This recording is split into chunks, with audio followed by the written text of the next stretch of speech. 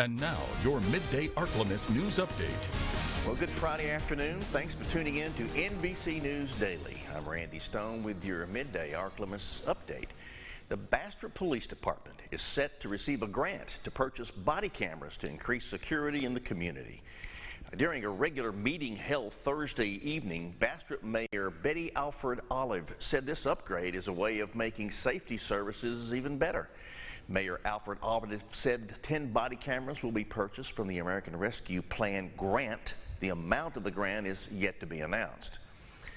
Dorado also held its monthly meeting on Thursday night. One hot topic is the distribution of American Rescue Plan Act funds. Residents were asking who will be compensated and how much will they receive. Only a fraction of that money that was used last year was used for the premium pay.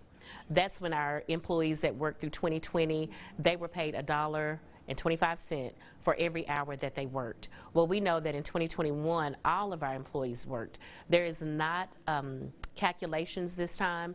They can find a flat rate to compensate our workers. This is not a bonus. This is compensation. I'm hoping that when the 8 of them get together, they will come to a better conclusion to compensate our employees. Well, a motion was made to table that discussion for the next council meeting. The Finance Committee will need to agree on a rate to compensate city workers who are affected by the ongoing pandemic. October is Breast Cancer Awareness Month, and the Monroe General Hospital hosted a Pretty in Pink Tea. That's an event to educate the community about early detection. NBC 10's Valerie Moravi was at the panel and spoke to survivors. The Bastrop community came together to honor breast cancer fighters and survivors. Aida Holmes is a breast cancer survivor and got a breast mastectomy as a result. She says she didn't have a lump when she was first diagnosed, but she says she trusted the process. The first time that I heard that I had cancer, I cried. Breast cancer was just taking over. I said that it's not going to take me out. I'm not going to be depressed. I'm still going to dress up. I'm still going to look good. I'm still going to eat better. Local officials did their part to educate the community about early detection.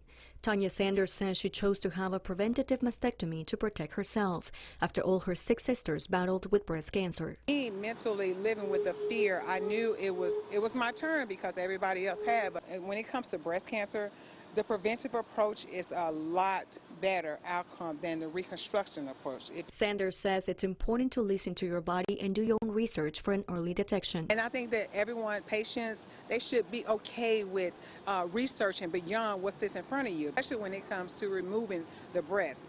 Women feel, that is a very, very, very personal part of our bodies. And so a lot of time losing that, we feel like we've lost something, a part of us. Dr. Curtis Sanders says if you have an increased risk of breast cancer, the men in the family also have a genetic increased chances of prostate cancer. The thing about prostate cancer is getting screened and getting screened early is the only thing that makes the difference in a person surviving and surviving without suffering. And now, exclusive Storm Tracker Doppler weather from the most experienced meteorologist in the Ark-La-Miss, Jared Floyd. Cold front did its job yesterday, but with winds returning to the southwest today, most of us are on a warming trend. Mid-80s for highs under sunny skies, winds southwest 5 to 10 miles per hour. Some higher gusts are possible, but not necessarily likely.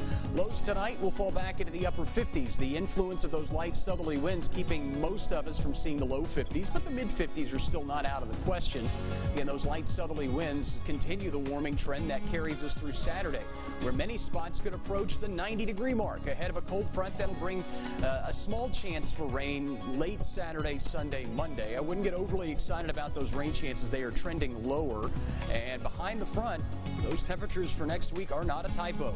Daytime highs in the upper end of the 60s to near 70 degrees and morning lows in the low end of the 40s. While it's not completely out of the question, I would think that it's not a widespread concern, but there's a possibility that with some folks dropping into the upper 30s for a few hours on Tuesday and Wednesday mornings, that we could perhaps see some patchy frost. Again, fall-like temperatures, not necessarily a given that we'll get that low, but a stark change from what we see this weekend. But the prolonged dry conditions obviously not helping the drought conditions across the area over the next